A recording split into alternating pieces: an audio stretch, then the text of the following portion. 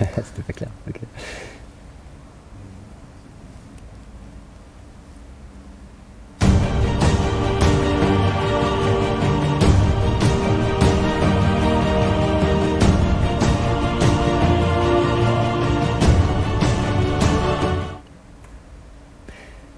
Allez, bonsoir à tous et bienvenue pour ce live Facebook en direct depuis le campus de Burgundy Business School à Dijon.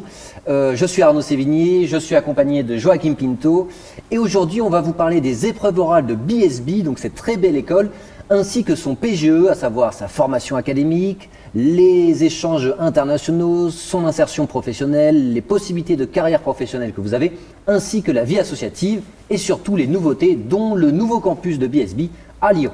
Pour cela, on est accompagné de Romain Casier. Romain Casier, bonjour. Bonjour. Et Elisa, une étudiante qui est actuellement en master à BSB. Tout à fait, bonjour.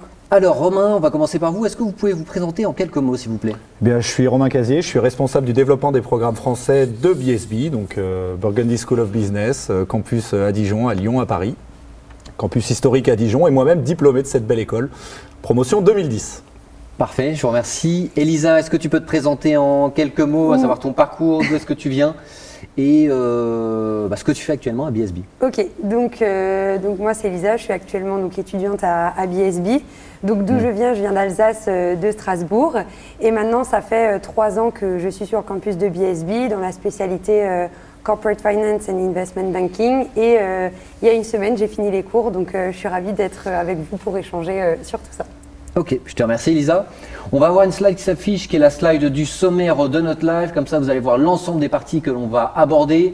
Donc dans une première partie extrêmement importante, donc prenez de quoi écrire, prenez des notes. On va parler des concours AST. Donc que vous soyez candidat au concours Passerelle 1 ou concours Passerelle 2, comme vous le savez, vous avez vos résultats d'admissibilité qui tombent dès lundi, donc lundi 10 mai.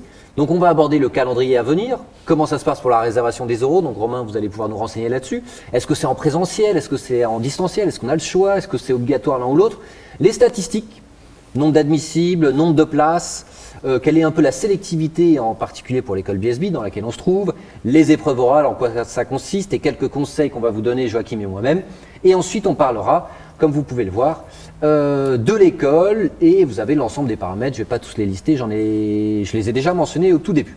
Je vous propose qu'on commence par le calendrier Des concours. Des concours. Jingle.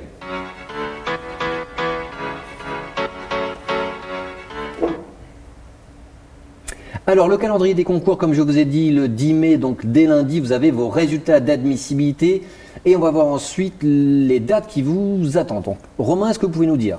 Je suis candidat Passerelle 1, Passerelle 2. J'ai mes résultats, je suis admissible à BSB. Qu'est-ce que je fais ensuite? Alors, je suis candidat Passerelle 1 ou Passerelle 2. J'ai mes résultats, comme vous l'avez dit à juste titre, le 10 mai. Les candidats du concours Passerelle vont avoir quelques jours pour pouvoir se positionner sur les dates d'oraux. Chaque école du concours Passerelle a sa politique. La plage complète démarre du 17 mai et va aller jusqu'à la première semaine de juin. Après, comme je vous le disais, chaque école va décider d'ouvrir telle ou telle date. Pour le cas de BSB, nous ouvrons à partir du 18 mai, premier jour des oraux, dernier jour le 29 mai. Quelques dates joker qui sont éventuellement prévues sur la première semaine de juin, puisque on est ravis des nouvelles annonces qui nous permettent d'envisager des oraux en présentiel. On pourra y revenir, c'est aussi un morceau de votre question. Mais quoi qu'il en soit, on ne sait jamais ce qui peut arriver dans le contexte actuel. On a donc des dates joker qui sont prévues début juin également pour du potentiel distanciel. Priorité, quoi qu'il en soit, au présentiel à BSB. Globalement, des dates dédiées au distanciel et des dates totalement dédiées au présentiel. 1/3 des dates sur du distanciel, 2/3 des dates sur du présentiel. Là-dessus, on est ferme, on l'a toujours été, c'est une volonté, une valeur très forte à BSB, le présentiel est privilégié. Pour plusieurs choses, d'une part pour le confort des candidats. Les candidats ont été très nombreux à nous le dire l'année dernière, lorsque tous les oraux ont été annulés lors du premier confinement et de la première vague. De nombreux candidats ont déploré de ne pas pouvoir découvrir les écoles et venir se vendre, finalement aussi parfois bonifier un dossier académique qui était peut-être plus moyen, puisqu'il n'y avait eu que ça de pris en compte l'année dernière. Donc de ce point de vue-là, c'est mieux pour les candidats de venir en présentiel, on les encourage pour mieux performer. Et puis deuxièmement, c'est aussi le Tour de France, le moment pour les écoles de découvrir les candidats et les candidats découvrir les écoles.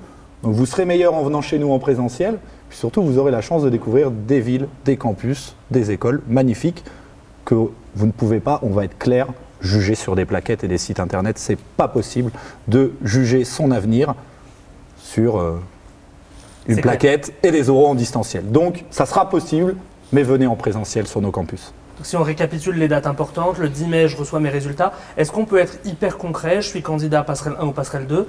Concrètement, on va me demander de cocher des écoles. Donc, je peux aller à toutes les écoles auxquelles je suis admissible. Je peux aussi faire un choix. Nous, les recommandations qu'on va vous faire avec Arnaud, c'est évidemment de passer plusieurs euros parce que, comme vous l'avez dit, aussi à force d'en faire, on devient un peu plus expert dans quelle école me correspond le plus. Mais du coup, à partir du 18 mai, en tout cas pour ce qui concerne BSB, je vais avoir l'opportunité de venir défendre ma candidature. Quelques petites questions par rapport à ce que vous avez dit. Vous l'avez dit, c'est mieux en présentiel pour tout le monde. Ceci étant dit, il n'y a pas de désavantage à être en distanciel. Donc si jamais vous êtes à l'étranger, évidemment, c'est des choses que peuvent comprendre les examinateurs. Maintenant, là où je vous rejoins totalement, c'est que si jamais ça implique de prendre une demi-journée de stage ou un voyage en train, faites-le. Ça peut être un bon retour sur investissement. Et d'ailleurs, on pourra parler tout à l'heure avec toi, Elisa, de ce que tu as ressenti au moment où tu es arrivé au moment des admissibles. Et nous, on a découvert ce campus. Et honnêtement, c'est un magnifique campus. C'est vraiment un très beau campus. Je crois que juste derrière moi, il y a la porte historique du campus. On a eu l'occasion de voir les infrastructures. C'est vraiment magnifique. Donc, c'est vraiment quelque chose que vous pouvez percevoir que en venant. Est-ce que le campus me convient? Est-ce que les gens me conviennent? Donc, on aura l'occasion d'en reparler tout à l'heure. Donc, 10 mai, j'ai mes résultats. Et à partir de 18 mai, mes euros. Bien sûr, en plus, il faut se rendre sur place. Là, on a axé l'argumentaire sur l'école, mais aussi par rapport à la ville. C'est-à-dire vous allez vivre sur place dans ce campus, quelle que soit l'école que vous allez choisir, mais vous allez vivre votre M1, votre année de césure peut-être, votre M2, bref, vous allez passer 2 à 3 ans, pour ceux qui intègrent en passerelle 1, une vie associative, une vie de quartier et une vie étudiante dans la ville. Donc il est extrêmement important de marcher dans le cœur historique. Ici, le campus à BSB, il est en plein centre-ville. Exactement. Donc c'est extrêmement important de vous rendre dans la ville pour vous imprégner un peu de l'atmosphère de la ville ainsi que l'ambiance du campus. Les deux, tout à fait. Peut-être que toi, Elisa, tu peux nous dire comment ça s'est passé, tes oraux en particulier. Est-ce que déjà tu avais, entre guillemets, déjà ton idée de venir à BSB, ou est-ce que, tu nous le disais un peu tout à l'heure aussi, les oraux et l'accueil admissible, ça a un peu changé aussi ta perception de l'école? Je vais revenir sur ce que vous avez dit. Donc du coup, le fait de se déplacer et de venir à l'école, c'est super important parce que, en fait, donc moi j'avais sélectionné 4 écoles comme je suis arrivée en AST2 et BSB c'est la dernière école dans laquelle je suis venue. Et en fait, dans ma tête, rien n'était vraiment clair parce que, comme vous disiez tout à l'heure, c'est super difficile de se faire une idée en fait sur des plaquettes, des mots, des retours. Et pour ma part, c'est vraiment en venant à Dijon, en rencontrant les admisseurs, en échangeant avec les gens, en comprenant un petit peu plus la dynamique de l'école, que j'ai vraiment été conquise par BSB. Ça a été franchement un coup de cœur et c'est comme ça que j'ai décidé de venir. Et d'autant plus qu'on est super bien accueillis, tant par la team admissible, donc les étudiants, que par le staff de l'école comme Romain. Et c'était vraiment un réel plaisir. En fait, le niveau d'échange, il est bon et chaleureux. Donc ça, c'est super. Et moi, en fait, pour la petite anecdote, j'étais la dernière candidate, le dernier jour des oraux, en fait. Et puis voilà, on avait, mes jurys étaient très détendus par rapport à ça. On avait beaucoup rigolé et voilà, le feeling était top. Ok. Point important, étant donné que le nombre de créneaux est limité, parce que du coup il y a un respect des règles sanitaires qui fait qu'on ne peut pas accueillir non plus des milliers d'étudiants. Dès que vous avez vos résultats d'admissibilité, n'attendez pas, réservez directement vos créneaux pour les oraux à BSB, bien sûr, parce qu'on se trouve ici dans ce magnifique campus, mais aussi dans vos autres écoles. Pourquoi? Parce que dès que vous réservez les oraux, déjà au moins vous êtes sûr d'avoir le jour que vous voulez, soit la matinée, soit l'après-midi. Et surtout, réservez rapidement votre billet de train et votre hôtel si jamais vous dormez sur place. Parce que les prix augmentent après 2-3 jours, une fois que tout le monde passe au moment de la réservation. Et puis une fois que je suis inscrit, je suis motivé pour bosser à fond sur mon école et donc ça me donne un peu une perspective. D'ailleurs, en parlant de ça, et la suite de ça, on a dit 10 mai, j'ai ma date d'admissibilité. On a dit 18 mai, début juin, j'ai mes oraux, évidemment avec les modalités que vous avez expliquées. Quand est-ce que j'ai mon résultat définitif? Et si on peut être aussi concret que tout à l'heure, comment ça va se passer concrètement? Il y a une procédure de choix qui va s'effectuer. Tout à fait. Alors, sur le concours passerelle, sur les admissions parallèles également, puisqu'il n'y a pas que le concours passerelle, il y a aussi les banques concurrentes, mais néanmoins amies. On a chaque année des dates de résultats d'admission qui peuvent être amenées à bouger d'1 ou 2 jours, parfois pour que les banques se retrouvent exactement en même temps alors que ce n'était pas prévu au départ. L'année dernière, les banques ont fait un maximum d'efforts pour travailler, on va dire, de concert pour que les étudiants aient un maximum sur les AST, les résultats en même temps. On y est largement habitué sur les classes préparatoires, c'est beaucoup plus rare historiquement sur les AST. Donc ça s'est fait l'année dernière à situation exceptionnelle, mesure exceptionnelle. Espérons que cette année ça se refasse. Les résultats de passerelle sont prévus à la mi-juin. Maintenant, est-ce que ça sera avancé d'1 ou 2 jours, reculé d'1 ou 2 jours, en concertation ou non avec les autres banques, bien sûr la principale autre Ecricom, mais aussi les résultats de l'EM Lyon ou d'autres. Donc plutôt à la mi-juin, maintenant il n'y a pas une date dont je peux vous donner un ordre de grandeur mi-juin. Parfait, c'est très clair. La deuxième, pour répondre à votre question pour le coup qui est complète, le système d'affectation passerelle se fait selon un système de tours. Alors je ne vais pas vous redire les termes exacts, mais c'est le principe. Un candidat, à l'issue de ses écrits, va avoir plusieurs statuts possibles en fonction des scores qu'il aura eu pour aller aux oraux. Puis à l'issue des oraux, il aura également plusieurs statuts possibles pour choisir son école. Soit le candidat est appelé par une école, bon bah s'il est appelé, il choisit l'école au premier tour, c'est réussi, rendez-vous dans l'école dans laquelle il est admis à la rentrée. Deuxième possibilité, il est en liste d'attente. Ça ne veut pas dire qu'il est éliminé.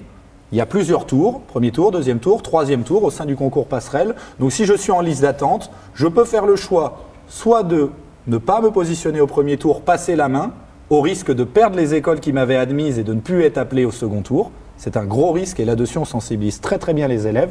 Surtout, soyez stratège, mais ne soyez pas trop calculateur. Il n'y a rien de pire et chaque année, et là je m'adresse vraiment à vous chers candidats, chaque année on a des étudiants qui nous appellent au bord des larmes et même parfois en pleurs, qui avaient l'école de leur rêve, enfin la deuxième école de leur rêve au premier tour, qui était en liste d'attente sur le tout premier choix. On les a sensibilisés. Attention, au deuxième tour, vous pouvez avoir aucune des deux. Ils ont joué le jeu. Là, c'est la roulette russe. Boum, la balle est partie. Au deuxième tour, il n'y a plus d'école du tout qui les intéresse au départ. Non, mais il faut être très direct. En fait, il ne faut pas prendre de risques. Pas de risque. Prenez pas de risque. Là, vous allez jouer quand même vos études, vos 3-4 prochaines années, votre insertion dans la vie professionnelle. S'il y a une école qui vous plaît, ne prenez pas le risque de faire un coup de poker avec une potentielle école entre guillemets mieux classée. Donc assurez votre admission. Merci, si vous avez un coup de cœur pour une école. Vous avez résumé le fond de la pensée. Donc ça, c'est le statut intermédiaire. Je suis admis dans certaines écoles, mais en liste d'attente dans d'autres. Troisième statut, on ne vous le souhaite pas, mais c'est le jeu du concours. Vous êtes complètement éliminé et là, dans ce cas-là, vous n'avez plus aucune chance pour cette école. Ok, bon, ça, du coup, le choix est rapide. Ok, retentez l'année prochaine. Voilà. Je vous propose qu'on passe à la deuxième slide concernant les statistiques du concours passerelle 1 et 2 et en particulier à BSB. Est-ce que déjà, Monsieur Casier ou Romain, je vous appelle Romain, parce avec plaisir, avec plaisir. Est-ce que vous pouvez nous dire le nombre de candidats qui postulent à BSB déjà? Alors, qui postule à BSB plus précisément, je vais pouvoir vous donner des chiffres sur les oraux, les fréquentations des oraux, puisque sur les écrits, on est sur une banque d'épreuves, donc on est cette année encore au-delà des 6000 candidats sur passerelle 1, plus passerelle 2, 6100 et quelques pour ne pas vous dire d'erreur. Aux oraux, on reçoit en moyenne 1500 candidats. 1500 candidats sur passerelle 1 plus passerelle 2 également, 180 places en passerelle 1. 200 places en passerelle 2, donc finalement 380 places pour 1500 personnes qui se présentent aux oraux de BSB. Donc une sélectivité d'à peu près 25% entre le nombre d'admissibles et le nombre d'admis. Tout à fait. D'où l'intérêt de bien préparer un minimum vos oraux, de bien réfléchir sur le projet professionnel que vous souhaitez proposer au jury afin que ça corresponde bien à la formation de l'école. On y reviendra tout à l'heure avec l'ensemble des formations qui sont proposées à BSB et de bien mettre en avant l'ensemble de vos expériences, aussi bien professionnelles, associatives, personnelles, etc.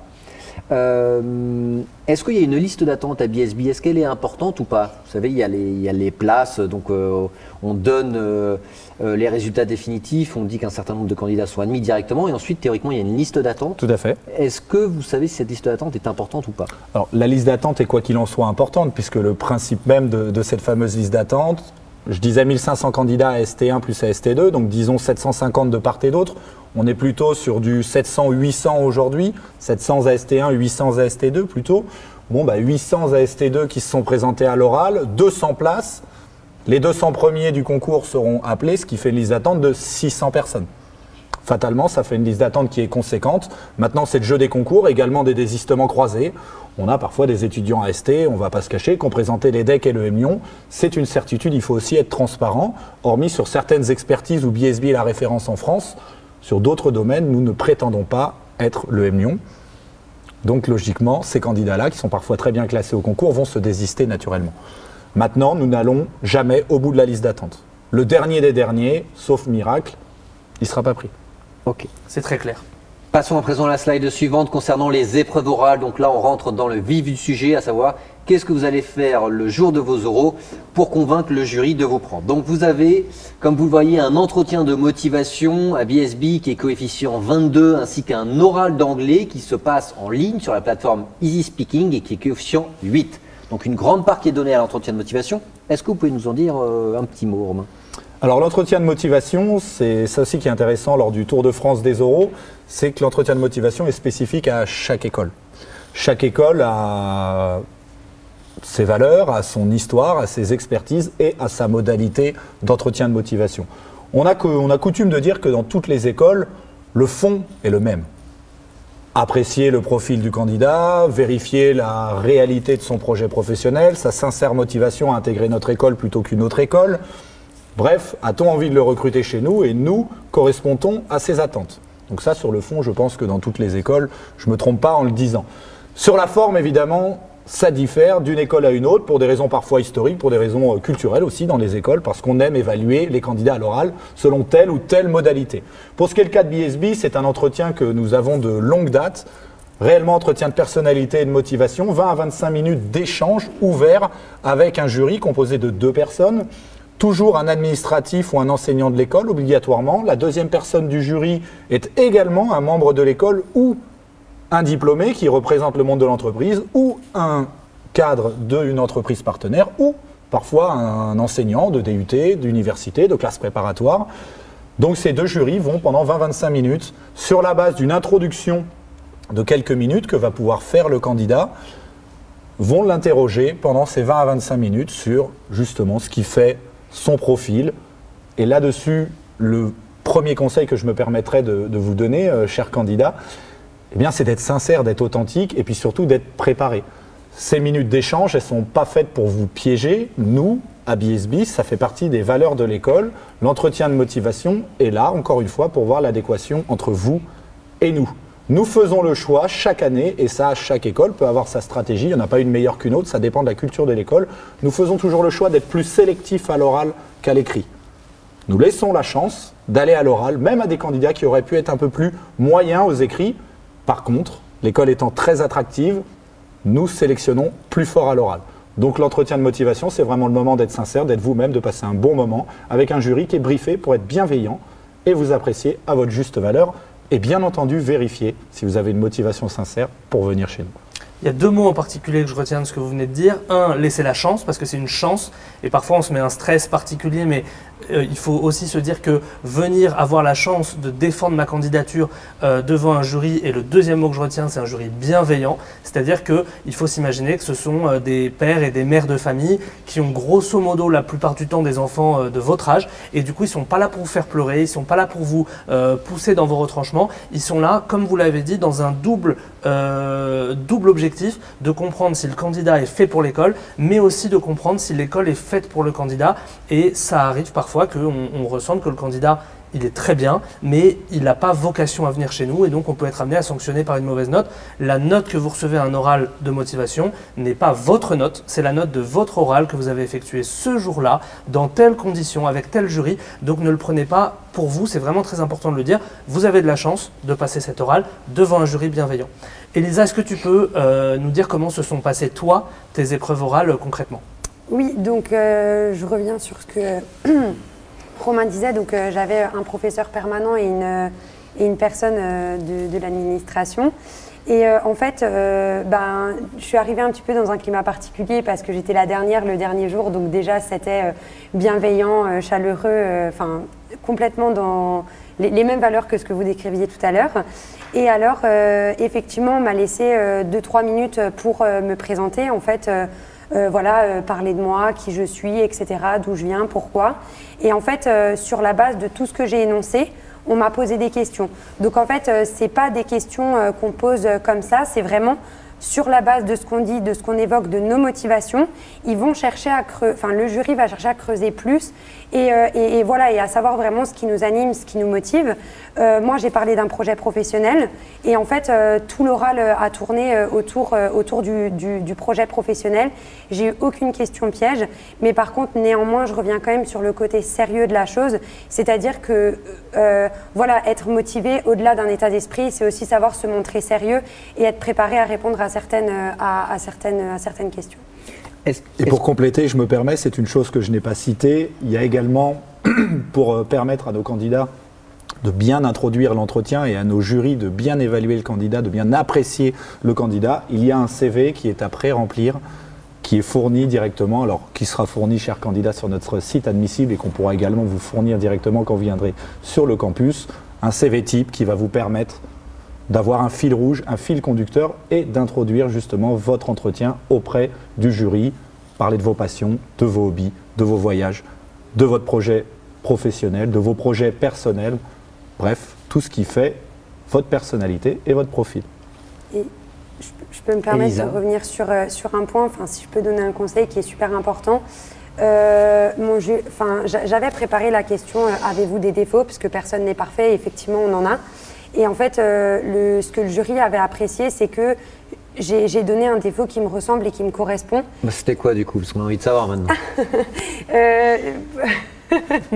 Par moments, je suis un peu dissipée, c'est-à-dire que voilà, je me laisse très facilement distraire et c'est complètement vrai. Et en fait, au lieu d'en parler de manière négative et de revenir en fait sur le mot défaut, on m'a plutôt demandé comment je fais pour pallier à ça, voilà, est-ce que ça me pose problème dans la vie de tous les jours, et en fait ça s'est vraiment transformé en un échange positif plutôt que négatif. Donc je reviens vraiment sur le côté personnel, motivation, et voilà, en fait c'est hyper important d'être sincère et de parler de soi, et en tout cas bah, pour moi ça a marché. Et ça t'empêche pas de faire de l'audit maintenant, on va en reparler tout à l'heure. Oui, non. Donc tu es dissipé, mais à mon avis tu sais aussi être rigoureuse quand il faut. Passons à la slide suivante. Donc n'hésitez pas à prendre note, il s'agit des contacts concernant soit le concours passerelle ou alors le contact à BSB. Si jamais vous avez des questions sur votre réservation d'euros, comment accéder à l'école, où est-ce que vous pouvez vous loger, ou même des questions sur la formation, bref, toutes les questions qui vous passent en tête, que ce soit le concours ou l'école en tant que telle, n'hésitez pas par mail ou par téléphone, vous pouvez les contacter, ils sont 100% disponibles. Je me permets d'ajouter d'ailleurs que toutes et tous, chers candidats, vous allez recevoir dans vos boîtes aux lettres, donc consultez bien les adresses postales que vous avez fournies lors de votre inscription passerelle, vous allez recevoir notre livret d'accueil consacré donc à votre participation aux Euros à Dijon, où on vous donne toutes les bonnes adresses, les bons conseils et les bons contacts justement. Parfait, merci beaucoup. On va pouvoir passer à la deuxième grande partie de ce live. On a bien compris comment ça se passait pour l'admissibilité et l'admission. On va maintenant entrer plus dans le détail du PGE de BSB. C'est parti.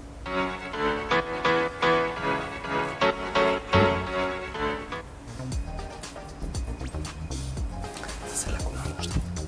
Ouais. Ça va dans le style des réponses, on n'est pas trop long, pas trop... Ouais. On est toujours plus long que ce qui est prévu.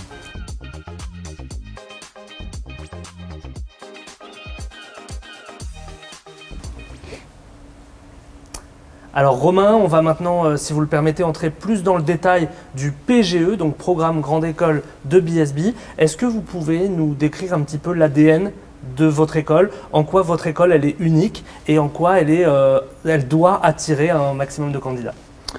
Alors l'ADN d'une grande école de management au sens large, je pense que nos candidats le connaissent, sinon ils ne présenteraient sûrement pas le concours passerelle et les concours AST. L'ADN de BSB elle va s'axer autour de différentes valeurs.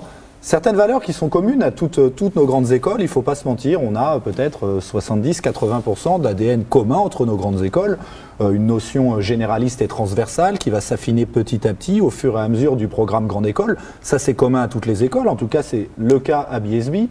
On arrive à BSB en pré-master, on va aborder toutes les matières fondamentales de l'entreprise, du marketing, de la finance, du management, de l'économie, de la géopolitique, une grande part bien entendu aux langues étrangères.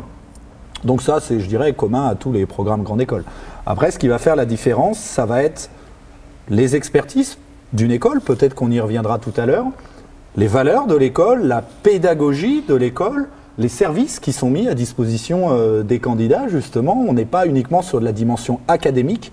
Une grande école de management, c'est certes des cours d'excellence avec des enseignants-chercheurs, avec des intervenants professionnels. On a une excellence académique, mais c'est aussi tout ce qu'on a autour. Comment va-t-on apprendre, en tout cas nous c'est notre credo, comment va-t-on apprendre à nos élèves, à nos futurs diplômés, à appréhender la complexité, à manager la complexité, à avoir cette capacité à la fois d'ouverture intellectuelle, d'ouverture internationale, dans une économie globalisée. Donc encore une fois, ça on le retrouve dans toutes les écoles, la dimension internationale, dans toutes les grandes écoles de management, vous partirez à l'étranger à un moment donné. Dans toutes les grandes écoles de management, vous pourrez faire une filière anglophone à un moment donné. Pour le cas de BSB, la filière anglophone, puisqu'on est sur l'international, la filière anglophone chez nous est disponible dès le pré-master, dès la première année. Et puis si on reste sur l'internationalisation, tous nos étudiants peuvent partir à l'étranger, alors au minimum un semestre à partir du Master 1. On va reparler de tout ça, attention, hein, et vous êtes en train ensuite partir, voilà. Mais c'est une valeur forte à BSB, c'est pour ça que je me permettais un petit peu d'avancer, je donnerai tous les détails tout à l'heure, donc c'est parfait, vous avez raison de m'interrompre. La dimension internationale. L'internationalisation est extrêmement importante chez nous, elle est très forte, je le disais, dans une économie globalisée, on a plus de 200 partenaires internationaux, 50% de nos diplômés débutent leur carrière à l'étranger ou en lien direct avec l'international, se servent au quotidien de l'anglais, donc oui, la dimension internationale est extrêmement importante. Je disais, les expertises qui font vraiment notre différence, mais il me semble que nous l'abordons également dans la suite du live. Donc je vais peut-être parler simplement de la différence fondamentale qui fait la valeur ajoutée de BSB, qui fait le charme de BSB et donc qui fait la valeur centrale de notre école, c'est la dimension d'accompagnement. L'accompagnement, c'est quelque chose qu'on entend beaucoup depuis un an d'ailleurs avec la crise Covid et qu'on entend beaucoup, ne serait-ce même que commercialement parlant, c'est employé de plus en plus. Il y a quelques années, la seule école qui parlait d'accompagnement dans les grandes écoles depuis quelques années et qui l'a toujours eu dans son ADN, c'était BSB. L'accompagnement, ce n'est pas juste un terme commercial qu'on a mis sur nos brochures parce que ça marche bien. L'accompagnement, c'est à BSB une valeur et une notion centrale. Ça passe par plusieurs choses. La chose centrale, c'est l'accompagnement et la proximité pédagogique. La pédagogie de l'accompagnement à BSB, ça passe déjà par les cours en salle de classe. 90% des cours se font en salle de classe. C'est ça, nous, qu'on appelle l'accompagnement pédagogique. On considère à BSB, et là-dessus, il n'y a pas de jugement de valeur. Chacun sa stratégie, chacun son point de vue. On considère à BSB que depuis l'Antiquité, on n'a pas inventé mieux pour apprendre qu'un enseignant avec des petits groupes d'étudiants en face de lui, 35, 40 étudiants maximum. À BSB, je le disais, 90% des cours sont en salle de classe. Il y a 3 amphithéâtres, 2 petits qui servent aux tests de langue, aux réunions de rentrée, aucunement aux cours. Bon, eh bien, quand on a envie d'apprendre, quand on a envie de pousser loin des acquis académiques, pardon, une excellence académique, il me semble, et il nous semble à BSB, qu'on apprend beaucoup mieux avec un prof face à 35 élèves plutôt qu'avec un enseignant face à 200 personnes dans un amphithéâtre. Ça, c'est le premier point. Accompagnement pédagogique, pédagogie de proximité. La pédagogie de proximité, ça passe par le nom, mais ça passe aussi par le côté géographique. À BSB, les enseignants et l'administration sont en contact en permanence avec les élèves. Je parlais de géographie, les bureaux des enseignants-chercheurs sont situés à 5 mètres, 10 mètres des boxes de travail, des salles de classe des élèves. L'administration est située à 10 mètres des élèves également. Tout le monde est toujours disponible. Donc, proximité pédagogique, la salle de classe, proximité en termes de valeur et également géographique. Donc ça, l'accompagnement, il est central sur la dimension pédagogique. Et puis l'accompagnement à BSB, ça passe aussi par l'accompagnement à la professionnalisation. Le Career Center est là. Encore une fois, on a des directions des relations entreprises dans toutes les grandes écoles. Heureusement, c'est ça aussi la valeur ajoutée de toutes les grandes écoles de management. Maintenant, comment ça se manifeste dans chacune des écoles? Eh bien, à BSB, c'est la même chose. Le Career Center propose du coaching illimité, à plein temps, à nos élèves. C'est totalement inclus aux frais de scolarité. Là-dessus, chaque école a sa politique. Encore une fois, pas de jugement de valeur. À BSB, on considère que l'accompagnement professionnel est essentiel et central. Et lorsqu'on paye certains frais de scolarité, un montant plutôt conséquent, 11 500 € l'année de master grande école à BSB. Chaque école, encore une fois, a sa politique de prix. Nous, on considère encore une fois qu'il faut avoir une proximité pédagogique, une proximité professionnelle. 6 coachs à plein temps qui répondent aux sollicitations de nos étudiants, de nos élèves, de nos diplômés pour préparer les basiques, le CV, la lettre de motivation quand on arrive en pré-master, Et puis surtout après pour se coacher, se préparer à des entretiens, à postuler à telle ou telle entreprise dans tel ou tel secteur. Donc oui, les coachs du Career Center sont là. BSB, c'est plus de 1500 entreprises partenaires. C'est plus d'un tiers en master d'alternants. Également, l'accompagnement à l'alternance. Vendre l'alternance à des candidats, c'est très facile, c'est en vogue, c'est à la mode, tout va bien. Les accompagner pour qu'ils trouvent réellement l'alternance de leurs rêves, eh bien, c'est pas la même chose. Quand on a 6 coachs pour 2700 étudiants, je vous laisse faire les ratios, c'est pas la même chose qu'avoir 10 coachs pour 10 000 étudiants. Eh bien, ça aussi, c'est une valeur centrale à BSB. C'est cet accompagnement qui n'est possible que quand on a une taille raisonnée. C'est le cas de notre école. Très clair, accompagnement, personnalisation, parfait, c'est très clair. On va passer à la slide suivante, on va rentrer dans la chronologie du PGE, à savoir ce que vous allez faire lors de votre première année, votre deuxième année, votre troisième année. Jingle sur le PGE.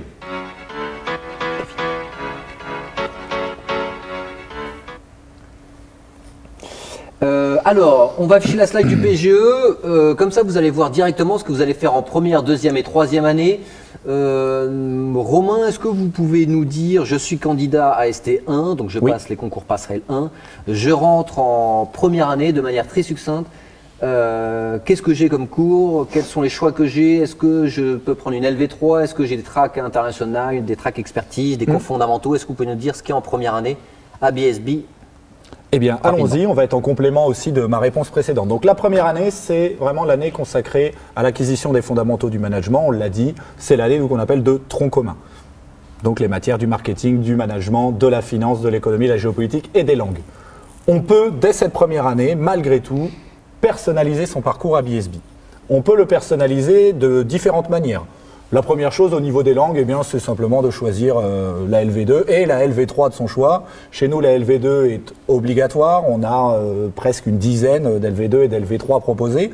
Des LV2 plutôt classiques, de l'allemand, de l'italien, de l'espagnol. Également des langues autrefois qu'on disait un peu plus exotiques, mais qui sont aujourd'hui incontournables dans le business international. Du japonais, du coréen, du chinois, de l'arabe, du russe. Donc possible en LV2 et en LV3 chez nous. Donc premier élément de personnalisation, les langues vivantes. Et puis je l'ai évoqué tout à l'heure avec l'international, la possibilité dès le pré-master, dès le premier cours, du premier jour de la première année, de faire l'intégralité du cursus en anglais, sur le track anglophone. Ça, c'est le premier point. Pour conclure sur la dimension internationale, possibilité de personnalisation du parcours dès l'année de pré-master, on a un track qu'on appelle l'International Manager. Le track International Manager, il va permettre à nos étudiants, et on va les préparer à maximiser leur internationalisation au cours du cursus. Donc avec le parcours International Manager, on va avoir des cours renforcés sur les langues, LV1, LV2, LV3, des préparations à tous les tests internationaux pour que nos étudiants puissent en Master 1 partir 6 mois à l'étranger. Et surtout, l'aboutissement de tout ça, c'est un vrai double diplôme à l'international en Master 2. On prépare donc nos élèves sur le côté linguistique, mais aussi sur le côté passage de tests, le GMAT entre autres pour aller sur les grandes universités nord-américaines, etc. Donc ça, ce sont des éléments de personnalisation au niveau de l'international et des langues. Et puis surtout, nos élèves peuvent, dès le pré-master également, personnaliser le parcours de manière optionnelle sur les expertises de l'école. Nous proposons différents parcours, et comme je le disais, qui sont optionnels, qui peuvent être débutés et achevés à n'importe quel moment du cursus.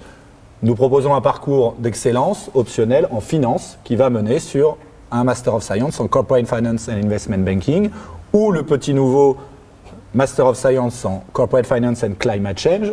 Elisa, tu pourras nous en parler puisque tu es dans le MSI CFIB, par exemple. Donc, on fait le parcours finance dès le pré-master et on va se préparer à aller vers un Master of Science d'expertise.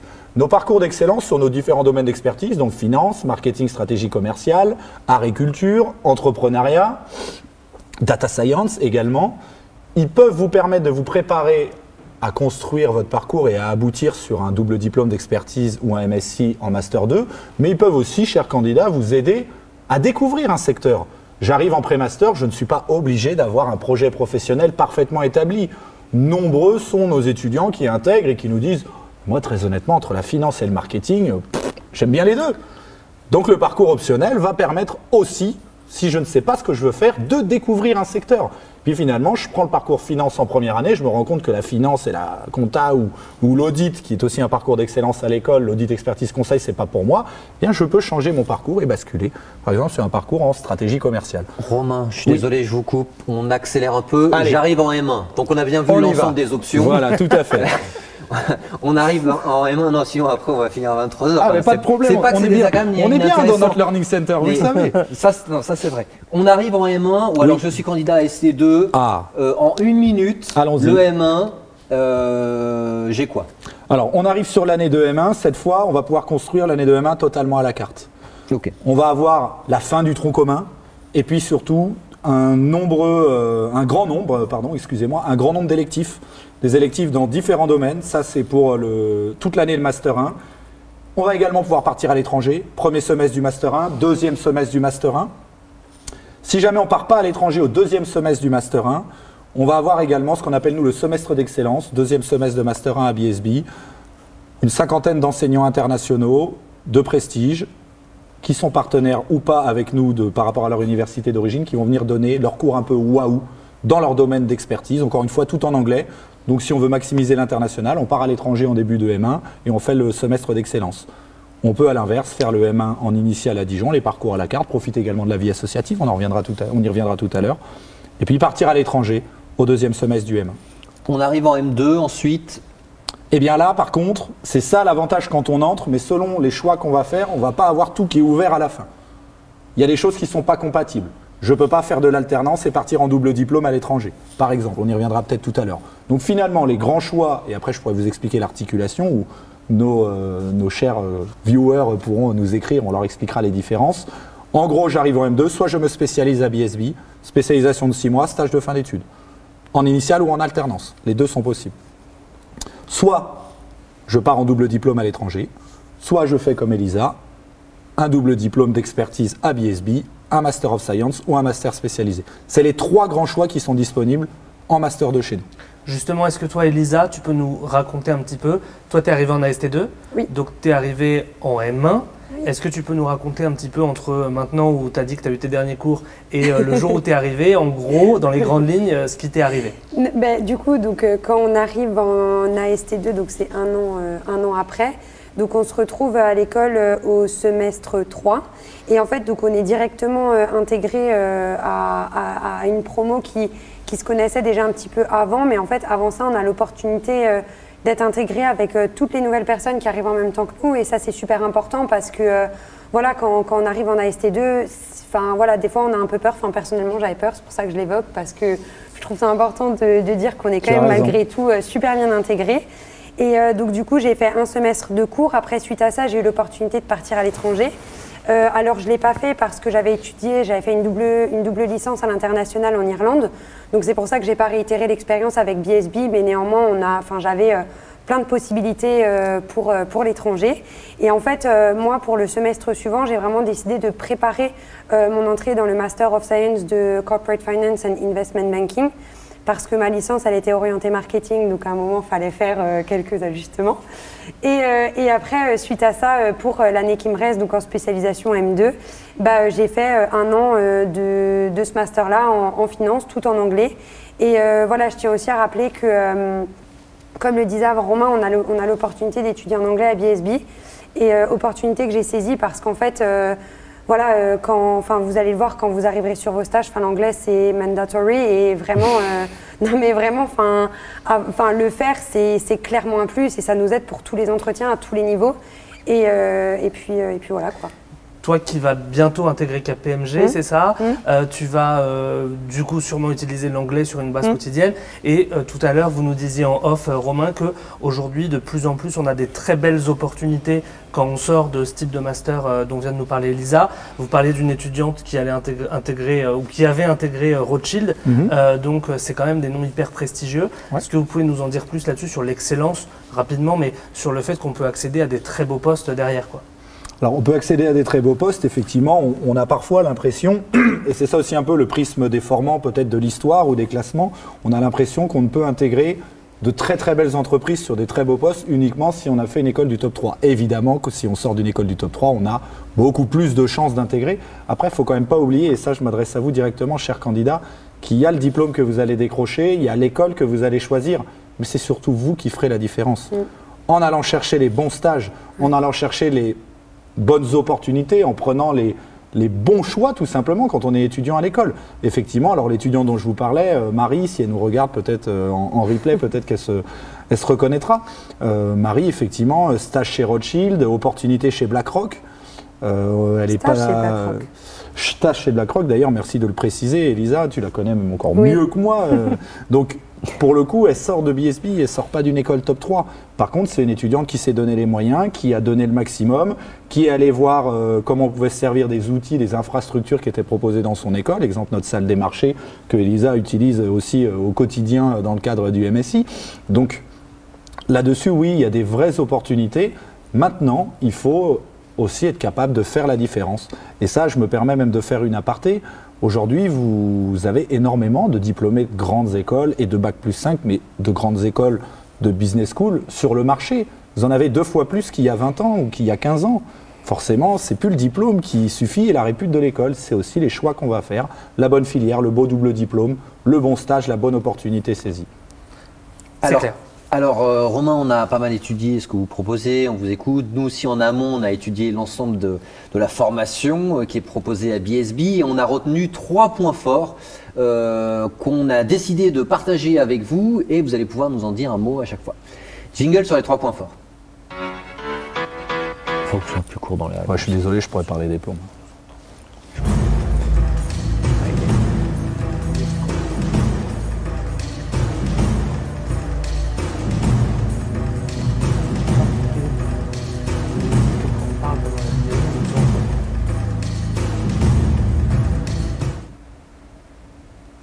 Alors, premier point fort qu'on a retenu, et pour moi il est vraiment primordial, c'est le number one, c'est l'ouverture d'un campus à Lyon pour la rentrée 2021. Donc c'est acté, c'est pas un projet, il est déjà ouvert et les étudiants vont pouvoir intégrer ce campus à Lyon. Vous allez voir la slide s'afficher avec des informations sur ce campus. Et Romain, est-ce que vous pouvez nous donner, donc ça c'est les 3 points forts en effet, donc il y a le campus à Lyon qui a déjà ouvert, l'alternance pour nous qui est le point fort numéro 2 mais qui est tout aussi important, et la personnalisation de votre parcours, on a déjà un peu abordé ce thème. Passons directement au point numéro 1 sur ce nouveau campus à Lyon. Romain, qu'est-ce que vous pouvez nous dire sur ce campus? Donc, première question, et deuxièmement, qui peut étudier sur ce campus? Alors, pour faire un petit flashback, dirons-nous une rétrospective de l'histoire de BSB à Lyon. Lyon, c'est pas nouveau pour BSB, ça fait quelques années qu'on y est, ça faisait quasiment une dizaine d'années qu'on y était sur un petit campus, puis 2 petits campus. Et puis, il était temps de sauter le pas et donc nous avons intégré effectivement depuis 15 jours un nouveau campus sur Lyon, entièrement rénové, dans le 8e arrondissement.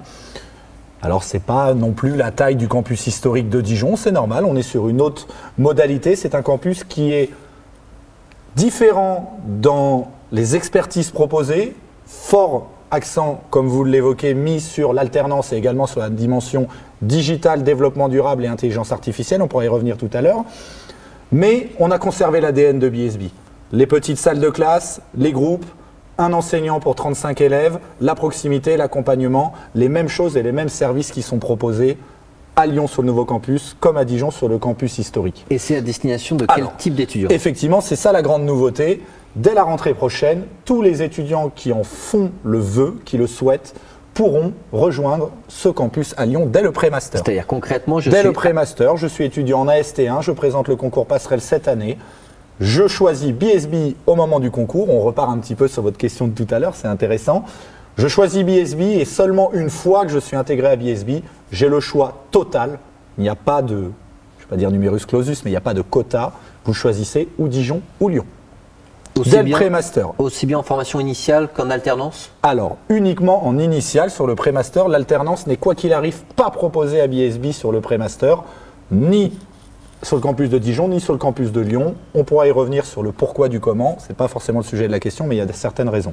Par contre, l'alternance est déjà disponible, mais on va l'évoquer ensuite, sur le campus lyonnais à partir du début du Master 1. Donc en résumé, je suis AST1, je rentre en pré-master en initial, campus Lyon, campus Dijon, choix total. Je suis AST2, je peux rentrer sur Dijon en initial et faire de l'alternance rapidement.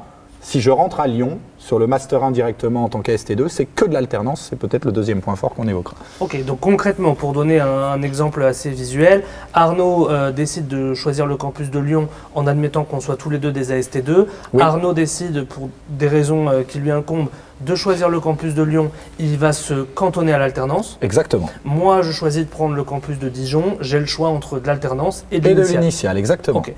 En revanche, sur le plan de la L3, donc tout à l'heure vous parliez du pré-master, mais il faut qu'on soit bien clair. Donc pour les AST1 qui rentrent en L3, est-ce que j'ai bien accès aux mêmes cours ou est-ce qu'il y a une différence entre selon si j'ai choisi Lyon ou selon si j'ai choisi Dijon? La seule différence pour cette année, et ça se fera en fonction des volumes qui choisiront Lyon, des volumes d'intégrer, c'est le choix de la filière anglo ou franco.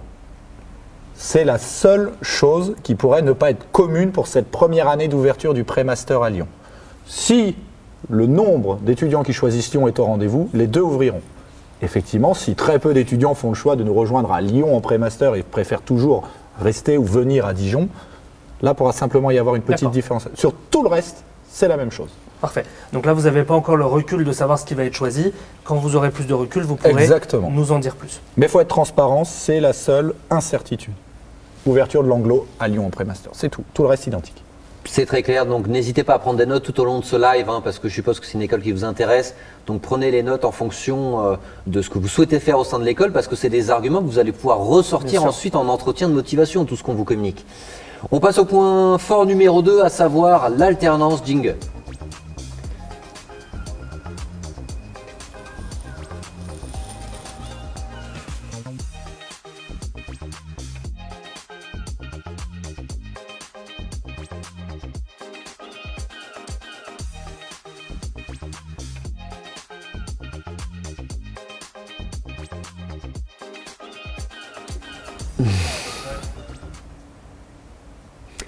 Alors l'alternance, point fort numéro 2 de BSB. Romain, est-ce que vous pouvez nous détailler ce contrat qui est un peu particulier? Quels sont les avantages et quel est le rythme entre présence en école et présence en entreprise?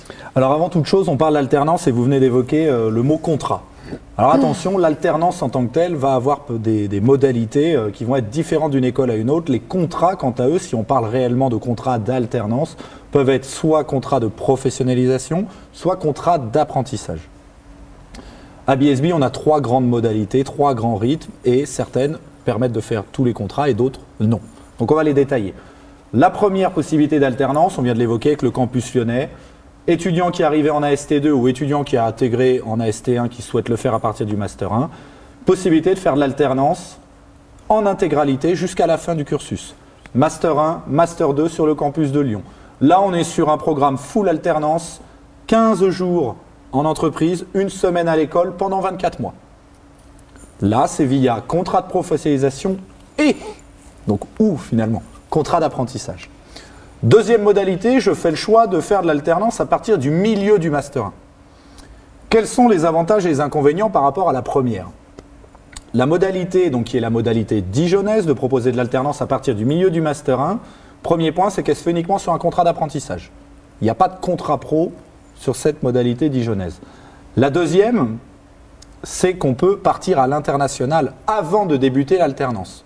La ST1 qui intègre en pré-master et qui fait de l'alternance dès le début du M1, il ne pourra pas partir à l'étranger. La ST2 qui fait de l'alternance dès le début du M1, il ne pourra pas partir à l'étranger. En revanche, la ST1 qui veut faire de l'international plus de l'alternance, pas de problème via la modalité dijonnaise qui donne accès à toutes les spé de l'école. Je débute au mois de janvier, 1 semaine à l'école, 3 semaines en entreprise pendant 6 mois.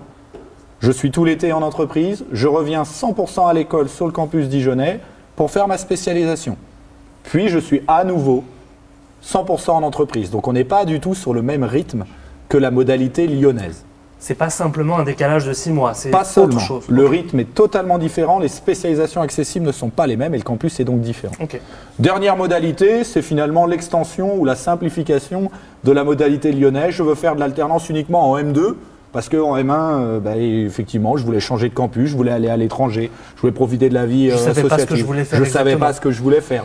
Là, je peux faire uniquement l'année de Master 2 en alternance sur le campus lyonnais, sur la même modalité que décrit précédemment. 15 jours en entreprise, 1 semaine sur le campus, à Lyon. Voilà donc nos 3 modalités d'alternance. Je le disais tout à l'heure, on a plus de 30% de nos étudiants qui sont alternants sur le programme Master à BSB, plus de 1500 entreprises partenaires, on l'a dit, un Career Center qui est très actif, des responsables de relations entreprises qui sont également très proches des étudiants, certains d'entre eux sont d'ailleurs diplômés de l'école, donc ont eux-mêmes ces valeurs d'accompagnement et cette envie d'aider les petits successeurs, on va dire. Donc l'alternance, oui, c'est quelque chose qui est largement proposé à BSB, mais vous avez le choix, vous avez les possibilités et vous avez le temps de réfléchir. Alors justement, en parlant de temps de réfléchir, je suis admis à BSB et je choisis un des deux campus, peu importe. Quel est le temps que j'ai si jamais je veux faire mon alternance sur 24 mois? Oui. J'imagine qu'il faut que je me décide rapidement si je suis en AST2. Alors si je suis à AST2, c'est effectivement le seul cas, la seule exception où là on n'a pas de temps. Bien sûr. Il faut avoir signé le contrat d'alternance au plus tard à début octobre. Fin septembre, début octobre. On peut démarrer, bien sûr, faire la rentrée en annonçant, puisque c'est le choix qu'on a fait aussi en s'inscrivant, je vise une alternance. On ne va pas vous mettre à la porte parce que vous n'avez pas signé, cher candidat, d'alternance le 3 septembre. Par contre, il y a une réalité, au bout d'un moment, il faut quand même débuter l'année. Donc si au bout d'un mois et demi, l'alternance n'est toujours pas signée, là on va vous signifier qu'il faudra continuer en initial. D'accord. Donc concrètement, je peux intégrer BSB sur un format d'alternance 24 mois sans avoir encore mon alternance au moment où je m'inscris. J'ai une latence de l'été plus septembre pour trouver mon alternance. Tout à fait. Et le Career Center a mis en place un système d'accompagnement également pour trouver une alternance qu'on appelle nous le talent coaching. Donc l'étudiant qui émet la volonté de partir en alternance en AST2, donc Master 1, Master 2 dès la rentrée de septembre, va pouvoir être pris en main s'il le souhaite par les coachs pour trouver dans l'été une alternance. Mais un petit mot qui est très important, tout à l'heure vous avez dit c'est vous qui êtes acteur de votre scolarité, je trouve qu'on n'est pas assez revenu dessus, mais effectivement il y a un Career Center, il y a une salle des marchés, il y a énormément de choses sur le campus. Ici on est dans le Learning Center, oui. Qui est vraiment magnifique, mais c'est vous qui êtes acteur de votre scolarité et n'attendez pas que le Career Center arrive avec une offre en disant voilà, tu n'as plus qu'à signer en bas des 3 pages et tu as une alternance dans telle entreprise. C'est à vous aussi de solliciter, et pour avoir été et l'être toujours dans l'accompagnement des étudiants, on a encore plus envie d'accompagner les étudiants qui se bougent le plus. Donc essayez aussi de prendre en main votre scolarité et de ne pas tout attendre de l'école en disant c'est bon, je suis admis, on m'a promis une alternance pour octobre, je suis tranquille. C'est pas exactement comme ça que exactement, c'est le maître mot. Vous accompagner, c'est notre mission, c'est notre devoir, ce sont nos valeurs. Cependant, on est là pour vous, mais on n'est pas là pour faire à votre place. Ça, c'est bien de le rappeler. Je préfère que ce soit clair. Okay. On passe au point fort numéro 3, à savoir la personnalisation de votre parcours tout au long de votre scolarité à BSB. Romain, est-ce que vous pouvez nous expliquer ce qu'est un track expertise, quels sont les doubles diplômes que vous proposez et en quoi ça permet de personnaliser à 100% son parcours selon ses envies, selon ses ambitions, selon ses expériences? Alors je vais essayer de ne pas être trop redondant puisque j'ai déjà peut-être un petit peu répondu, j'ai un petit peu anticipé. Donc la personnalisation, je le disais, elle est possible dès le pré-master, elle va se faire de manière beaucoup plus accomplie et approfondie sur l'année de Master 1 et puis au final également sur l'année de Master 2 avec le choix entre une quinzaine de spécialisations, 9 Master of Science ou Master spécialisés, plus de 40 doubles diplômes à l'international, donc près de 50. Donc forcément, on a déjà un énorme choix, un grand nombre de choix et de possibilités qui sont offertes. On a coutume de dire qu'il y a autant de possibilités de parcours qu'il y a d'étudiants à BSB, avec tous les parcours optionnels, avec, je le disais, des modules électifs, avec des semestres à l'international, et des doubles diplômes d'expertise à BSB ou à l'international en dernière année. Si on peut résumer avec les tracks, on l'a abordé tout à l'heure. Alors les grandes expertises de BSB, c'est 6 grands domaines. Le premier domaine, l'expertise en finance. On peut personnaliser son parcours en faisant le choix du parcours audit expertise conseil qui va nous amener à valider 5 équivalences sur 7 au DSCG. On peut, avec la spécialisation audit expertise conseil en dernière année, on peut faire le choix du parcours finance et d'aller chercher aussi bien une spécialisation classique en contrôle financier, en finance d'entreprise, qu'un Master of Science en Corporate Finance, en Investment Banking ou en Climate Change, par exemple, le petit nouveau. On peut aussi personnaliser son parcours en disant « je veux faire du marketing », mais le marketing, c'est vaste. On va choisir le track d'expertise marketing, par exemple le track stratégie commerciale. Et dans le marketing, moi, ce n'est pas du marketing digital qui m'intéresse, ce n'est pas de la communication événementielle qui m'intéresse, c'est du marketing du luxe. Eh bien, avec le parcours stratégie commerciale, que peut-être mes autres camarades qui font du marketing auront pris également, je vais pouvoir ajouter, quand je le disais dans les modules électifs, des modules électifs qui correspondent au marché émergent, à la premiumisation, au management de l'industrie du luxe. Je vais pouvoir partir à l'international dans un semestre chez un partenaire et choisir également chez ce partenaire des cours en marketing du luxe. Je pense à notre partenaire australien Curtin University par exemple, qui est la référence absolue dans cette zone du monde dans le marketing et le management du luxe. On va pouvoir faire ça. Et puis finalement, en double diplôme de Master 2, je suis toujours intéressé par le marketing du luxe. Ben, j'ai encore du choix. Parce que je peux très bien dire, bon, bah, ok, un double diplôme, c'est pas pour moi. Je fais une spécialisation en marketing, produit, communication, mais comme j'aurais déjà fait un stage dans le luxe en Master 1, ben, je vais également trouver un stage dans le luxe en Master 2. Ou à l'inverse, j'ai pas encore de stage. Par contre, je veux une expertise académique forte dans le domaine du luxe. Je vais pouvoir choisir le Master of Science en Luxury Management and Innovation à BSB. Ou je veux le faire à l'international, je vais pouvoir choisir notre double diplôme en Fashion and Luxury Management à Louis Business School à Rome. Donc là, vous voyez, on est déjà intéressé que par le marketing du luxe, on a déjà un éventail très large de possibilités. Et ça, on peut l'appliquer au management de l'art et de la culture, au management des vins et spiritueux, où on a l'expertise en France, où BSB est la référence en France. Mais on est également partenaire de Sonoma aux États-Unis, qui est la référence mondiale. Eh bien, on peut très bien faire son semestre à l'étranger à Sonoma, comme faire le semestre à BSB, et on va avoir toujours cette expertise en vin et en spiritueux. Mais chez deux acteurs avec deux visions différentes, la vision franco-française, avec une ouverture internationale, bien sûr, mais nos vignobles français, notre terroir français, et puis la vision anglo-saxonne, américaine. On peut l'appliquer à l'art et la culture, on peut l'appliquer à la finance, on peut l'appliquer au data scientisme, on peut l'appliquer à tout ce qui est imaginable dans le monde de l'entreprise. C'est ça vraiment la force du programme Grande École de BSB, c'est de donner le choix, donner la possibilité de dire c'est pas pour moi, d'arrêter. Mais au final, si on est cohérent, on a un maximum de possibilités qui peuvent nous permettre de faire aboutir notre projet pro. Très clair. Si Arnaud et moi, on rentre tous les deux à la rentrée prochaine à BSB, à la fin, on aura le même diplôme, mais pas avec la même teinte. Exactement. Donc c'est ça qui est intéressant aussi. C'est tout à fait ce qu'on a dit tout à l'heure. Quand on arrive sur le marché du travail, de réussir à marketer cette différence de coloration qu'on a donnée à son diplôme. Exactement. Allez, je vous propose que l'on passe à la partie suivante, en l'occurrence l'international. Jingle. Alors, peut-être pour laisser un tout petit peu Romain se reposer, on va demander à Elisa de nous parler de son ouverture internationale. Et ensuite, avec vous, Romain, on reviendra plus généralement sur les possibilités qu'on a à l'international. Ok, donc, alors malheureusement, moi je ne suis pas partie à l'international avec BSB, mais je vais vous détailler un peu de mon expérience et je vais aussi pouvoir vous parler de ce qu'on propose à BSB parce que, enfin, voilà, j'ai beaucoup d'amis qui l'ont fait. Donc moi, j'ai passé 1 an à l'étranger en double diplôme par le biais de ma licence. Et en fait, ça a vraiment été une année décisive. Avant, on parlait de l'importance des doubles diplômes, mais c'est vrai que ça prend tout son sens parce que déjà, c'est une force sur un CV. Il faut savoir qu'un recruteur, quand il voit que vous avez fait un double diplôme, c'est une réelle force et c'est un réel gage de qualité, tant pour vous en tant que candidat que pour l'entreprise au niveau des espoirs qu'elle place en vous et de vos compétences. Après, ça vous permet également de travailler l'anglais parce que, bon, on vous demande de passer le TOEIC, mais il y a aussi la pratique de l'anglais. Parce que dans une situation concrète en entreprise, ben, quand on vous demande d'utiliser l'anglais, c'est pas un examen d'anglais, hein, c'est vous qui parlez. Et donc du coup, voilà, moi, c'est vraiment l'année qui a été la plus formatrice et en fait l'année clé, tant d'un point de vue personnel que professionnel. Et alors après, en ce qui concerne BSB, l'école, elle propose vraiment des échanges partout en fonction de toutes vos attentes et en fonction des spécialisations. J'ai beaucoup d'amis qui sont partis en Europe parce qu'ils avaient beaucoup d'affection avec des écoles spécialisées dans le luxe, donc comme la Louis Business School, comme j'ai d'autres amis qui sont partis en Amérique latine pour voilà, bénéficier vraiment d'une ouverture culturelle, de l'espagnol, enfin voilà.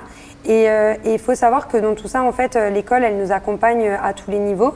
Donc déjà, dans votre préparation des examens qui vont vous permettre de partir, mais aussi, voilà, une fois que vous avez été affecté, dans la recherche de logement, vous mettre en contact avec des étudiants qui sont déjà partis avant, parce qu'il y a beaucoup de logements qui s'échangent entre étudiants. Enfin bon, voilà, c'est toute une logistique auquel l'école est préparée.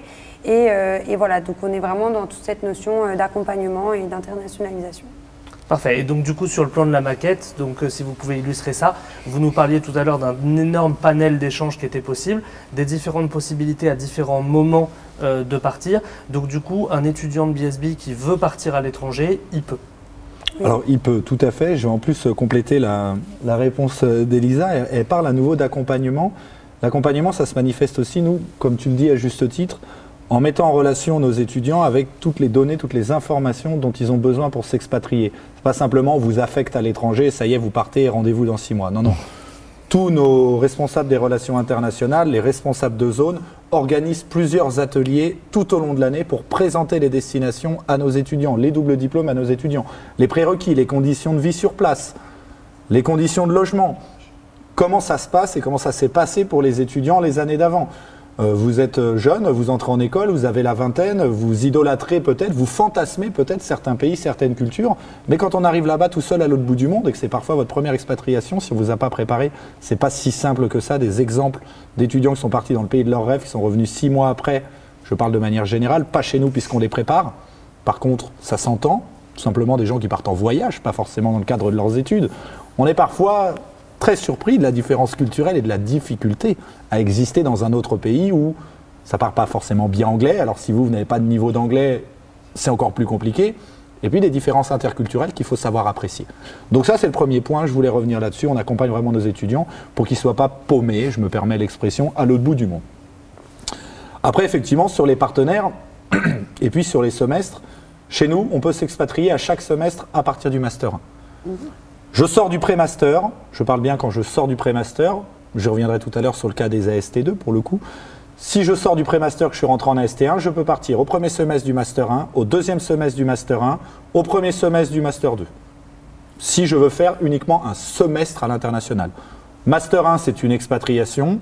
Si je m'expatrie, expatriation simple, échange académique. Si je m'expatrie au premier semestre du Master 2, là je fais carrément ma spécialisation à l'international. Pour les élèves en AST2, vous vous en doutez, les campagnes de choix se font le semestre d'avant. Vous n'êtes pas chez nous en fin de pré-master, donc là actuellement vous n'êtes pas chez nous. Si vous intégrez donc BSB en septembre, vous ne pourrez pas partir à l'étranger à ce semestre-là, ça coule de source, mais c'est important de le préciser.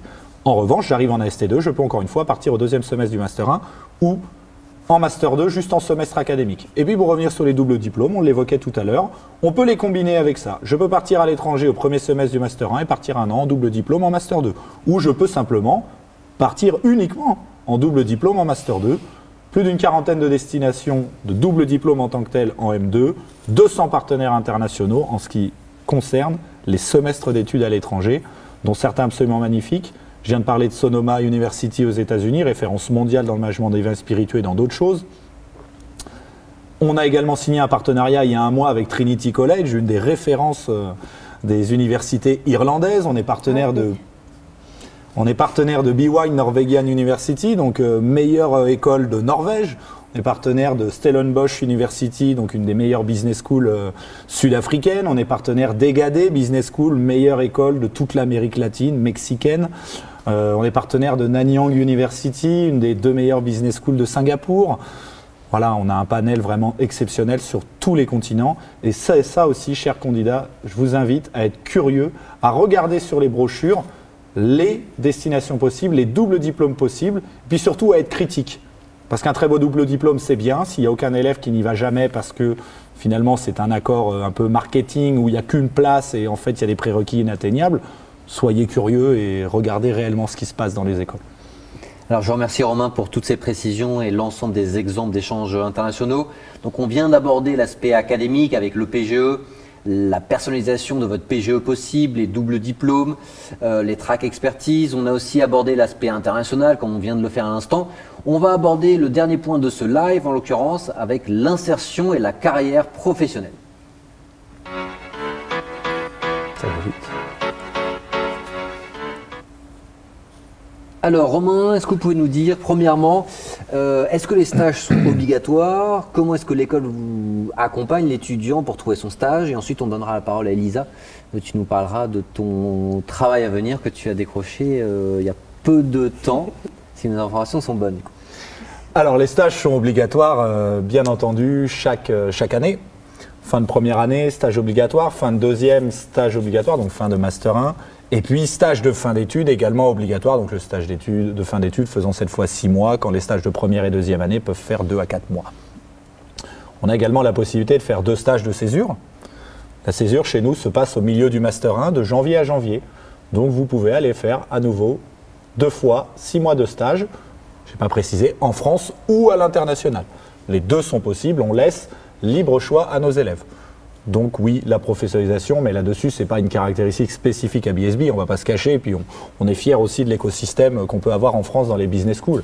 On a énormément d'excellence professionnelle quand on sort d'une grande école de management, c'est le cas quand on sort de BSB.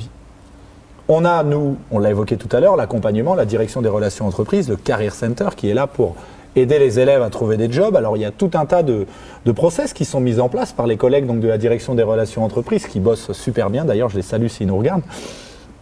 On a tout d'abord plus de 1500 entreprises partenaires.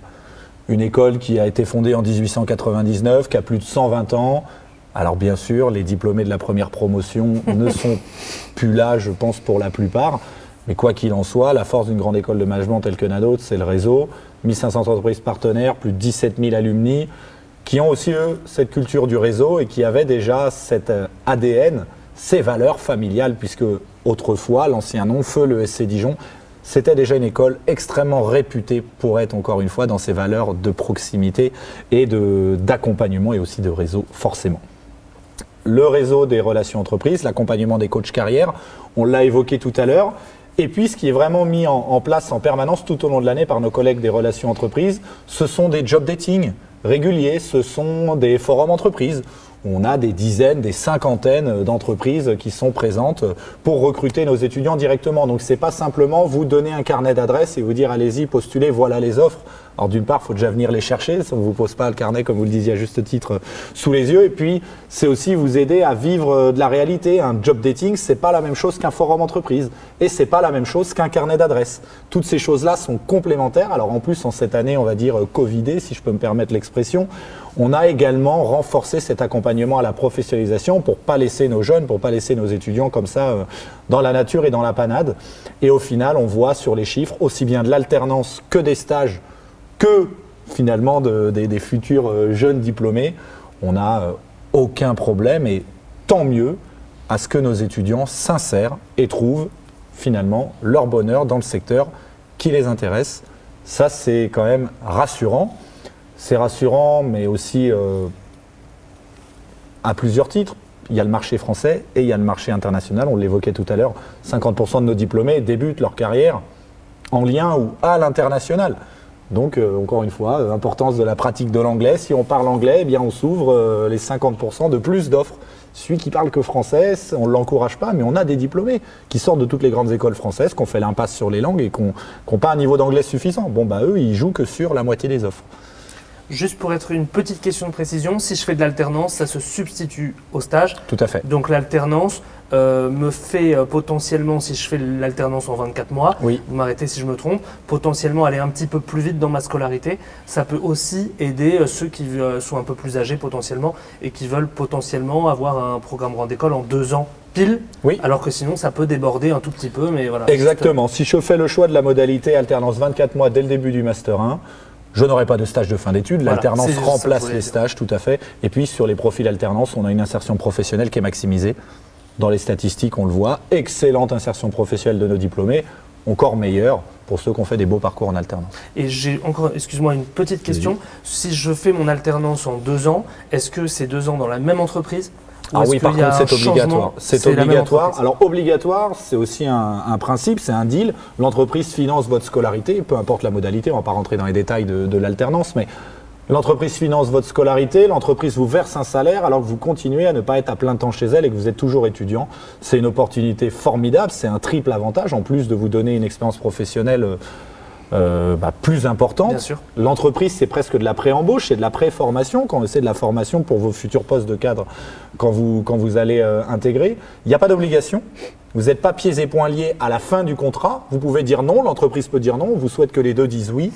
Par contre, c'est contrat du début à la fin. Ok, c'est très clair. Je finis là-dessus et c'est pas que pour BSB, ça existe, des étudiants qui ne font pas une alternance 2 ans dans la même entreprise. C'est que ça s'est très très mal passé et on ne le souhaite à personne. Très clair. Elisa, est-ce que tu as un mot à nous dire par rapport au stage que tu as effectué ou peut-être par rapport à ta recherche d'emploi? Est-ce que tu peux nous dire peut-être des noms d'entreprises dans lesquelles tu as travaillé et un peu de ton retour d'expérience? Oui, alors du coup, moi j'ai opté pour l'année de césure qui selon moi est vraiment essentielle parce que ça vous donne en fait pour un stage de fin d'études, c'est l'opportunité pour vous d'avoir 1 an dans une entreprise et de vous vendre et en fait de montrer à votre futur employeur ou la personne qui va vous prendre en stage de fin d'études qu'en fait vous avez déjà une première compréhension de l'écosystème professionnel. Et déjà ça c'est hyper important. Alors moi j'ai opté pour une année de césure à l'international, j'ai travaillé 1 an en Suisse. J'ai travaillé dans 2 startups différentes, je ne pense pas que les noms sont très pertinents, mais une fois par une start-up qui a été créée par la banque Pictet, c'est une banque privée suisse. Et après, j'ai enchaîné par une start-up qui a été créée par Polytechnique Lausanne dans le milieu en fait du cloud. Bon, c'est un peu pompeux, mais c'était sympa. Et ensuite, donc j'ai été hyper bien encadrée encore une fois par l'école parce que c'était un peu compliqué comme les contrats étaient à l'étranger, mais sur ça, il n'y a pas eu de problème. Enfin, ça s'est fait super facilement et pendant même tout mon stage, j'ai pu avoir des retours avec l'école, enfin voilà. Et bon, hyper formateur. Et là, du coup, comme j'ai fini les cours là il y a peu, on est tous en recherche d'un stage de fin d'études. Et là, encore une fois, l'école joue un rôle clé parce que quand on cherche un stage de fin d'études, c'est quand même un enjeu un peu plus fort qu'une césure. C'est potentiellement un premier emploi derrière. Et du coup, grâce aux partenaires qu'a l'école, notamment KPMG, voilà, moi, ça m'a permis d'établir un premier contact, voilà, et en fait, d'avoir pu décrocher un stage de fin d'études de 6 mois et qui derrière, potentiellement, je l'espère, je décoche un CDI. Il nous regarde peut-être, donc le message est passé. Et ce qui est intéressant en termes de personnalisation, tu disais tout à l'heure que quand tu es arrivé à BSB, tu avais une teinte un peu marketing, oui. Ensuite tu as suivi des cours un peu finance, oui. Mais tu as fait une césure à l'étranger dans des startups. Enfin, il y a tout un écosystème qui permet de personnaliser, oui. Et ça illustre bien ce qu'on disait tout à l'heure, c'est que 2 étudiants qui vont terminer le MSc Corporate Finance et Investment Banking que tu as fait vont pas du tout avoir la même coloration derrière que je disais tout à l'heure. C'est ça aussi qui est intéressant. Et en start-up, on peut acquérir plein de réflexes qui servent derrière dans d'autres secteurs, donc c'est intéressant. Et c'est vraiment la personnalisation qui joue sur la fin de notre parcours en fait. C'est peu importe ce qu'on a fait, mais c'est qu'est-ce qu'on en a retenu, comment on se vend.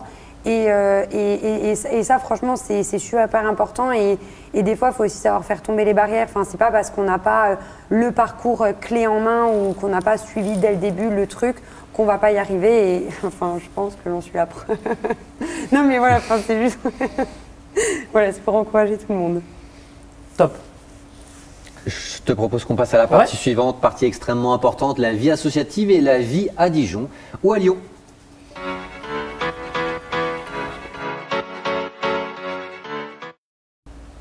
Alors, pour cette partie, on va un petit peu plus se centrer sur Elisa, même si Romain, évidemment, sentez-vous libre d'intervenir si jamais vous en ressentez le besoin. Elisa, est-ce que tu peux nous dire comment ça se passe? J'intègre mon école, j'intègre BSB. Comment ça se passe pour choisir les associations?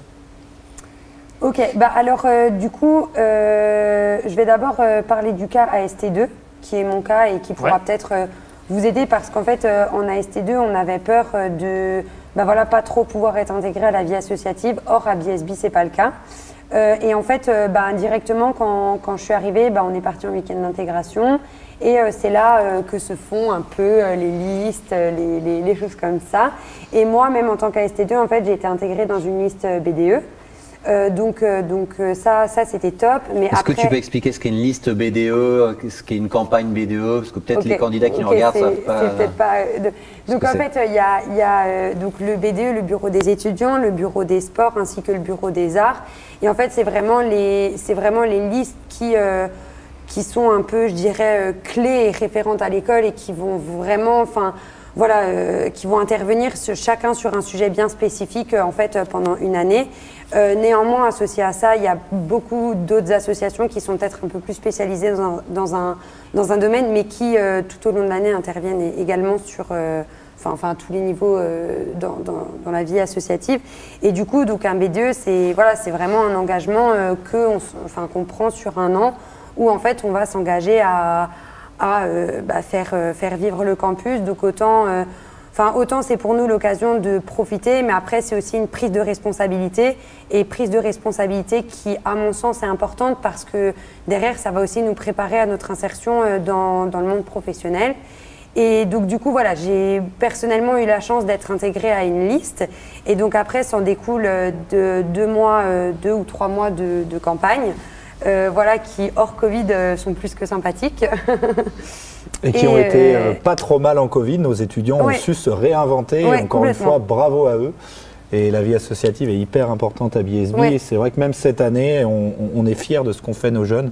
C'était pas facile d'arriver à animer des assos dans le contexte. Voilà, et puis nous, on a vraiment soutenu, enfin moi qui n'étais plus dans les associations cette année, on a quand même essayé de soutenir tous nos copains qui ont vraiment fait du mieux qu'ils pouvaient pour animer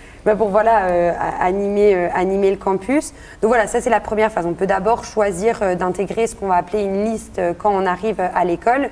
Et néanmoins, plus tard, on va en fait postuler pour rentrer dans une association. Donc il y en a plein à l'école. Il y a... Je vais t'aider, Elisa, peut-être. Je vais me permettre peut-être de allez-y. On a vu dans le bureau. Nous, on est passé tout à l'heure dans la visite, on est passé par le couloir des associations. Donc on a vu, mais on vous laisse...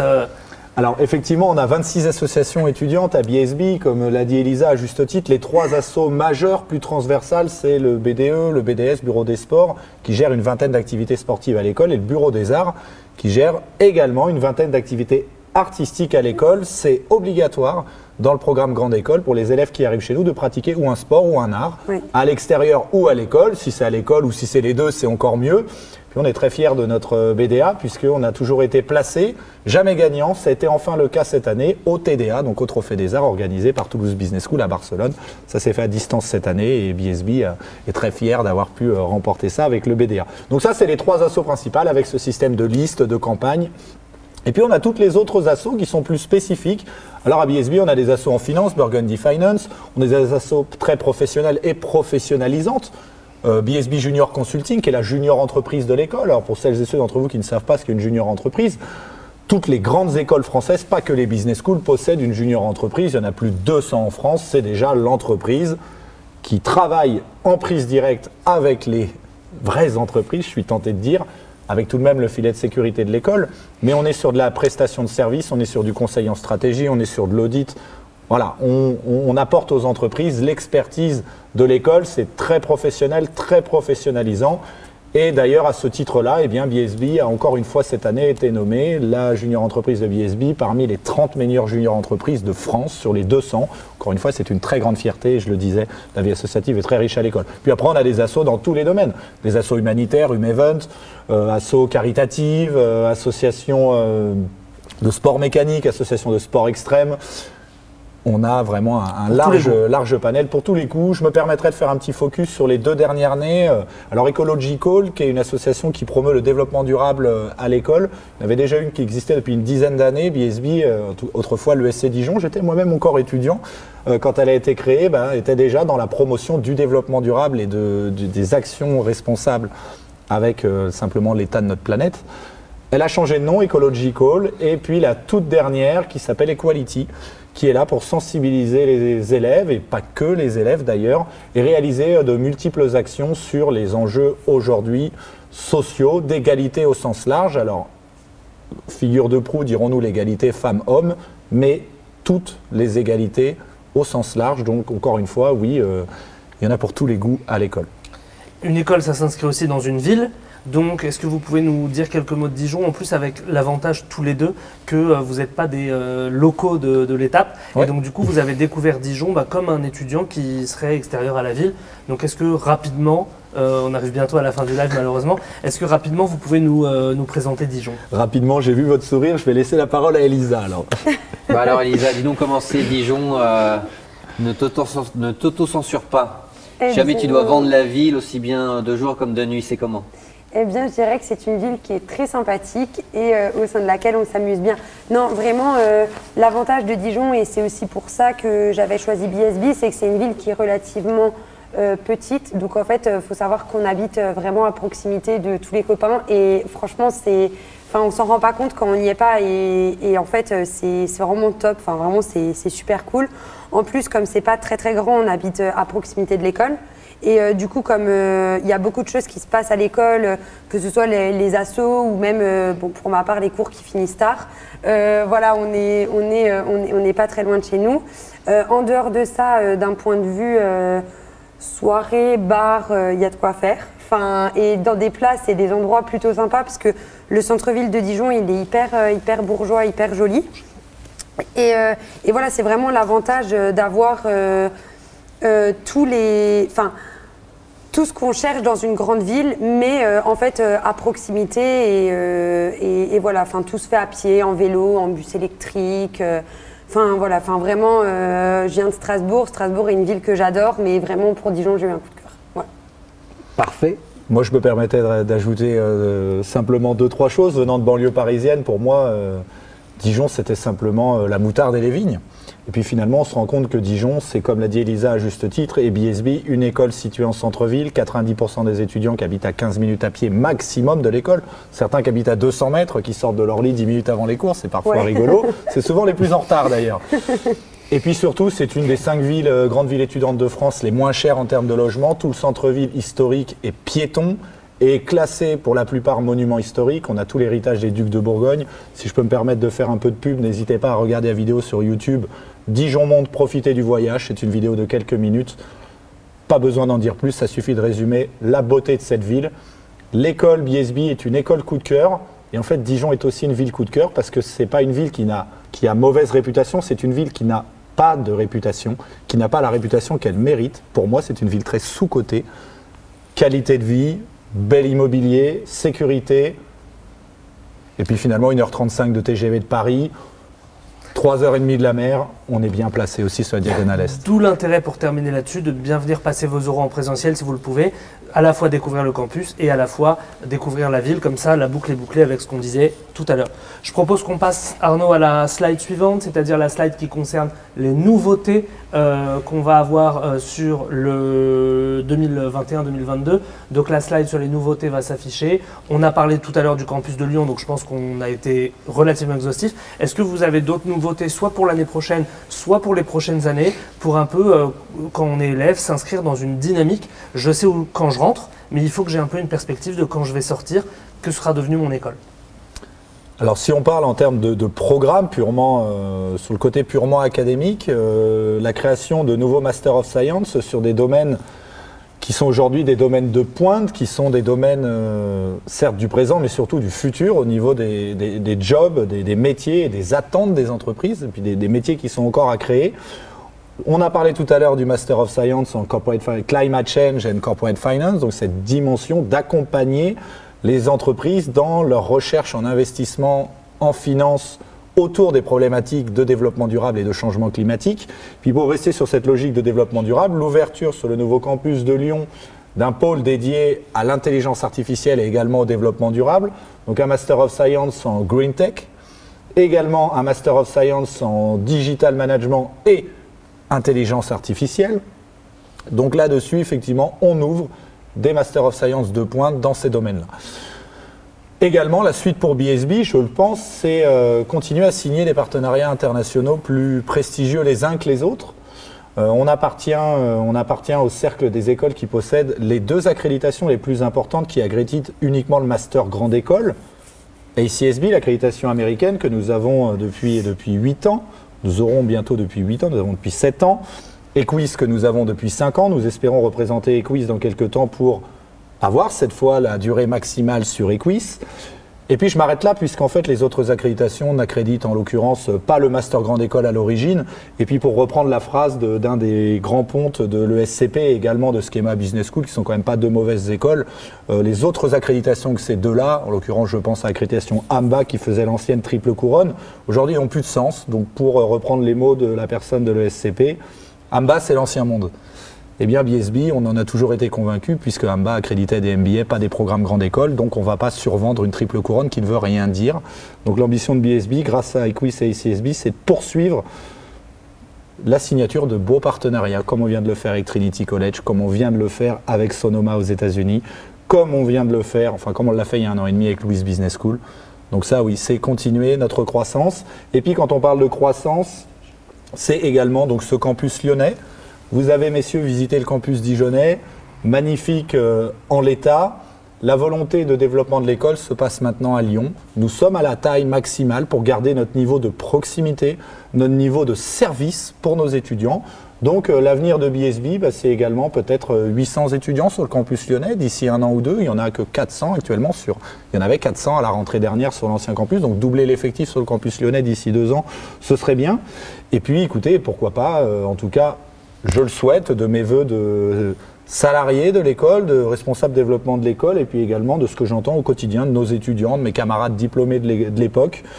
L'écosystème des business schools et l'écosystème global des entreprises change de plus en plus vite.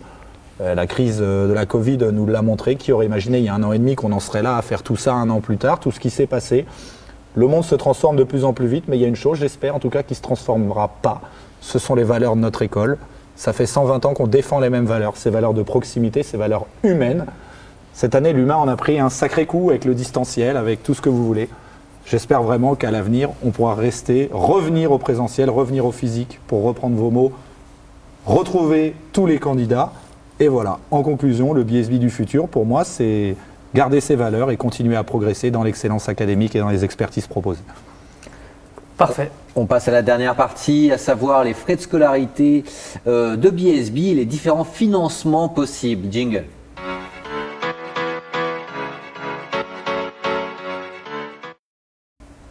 Alors Romain, est-ce que vous pouvez nous indiquer le montant des frais de scolarité à BSB et tout simplement les différents modes de financement qui existent? Alors les frais de scolarité sur le programme Grande École sont de 11 500 €. La politique de l'école est de proposer exactement le même prix pour les 3 années, donc que vous entriez en AST1, en AST2,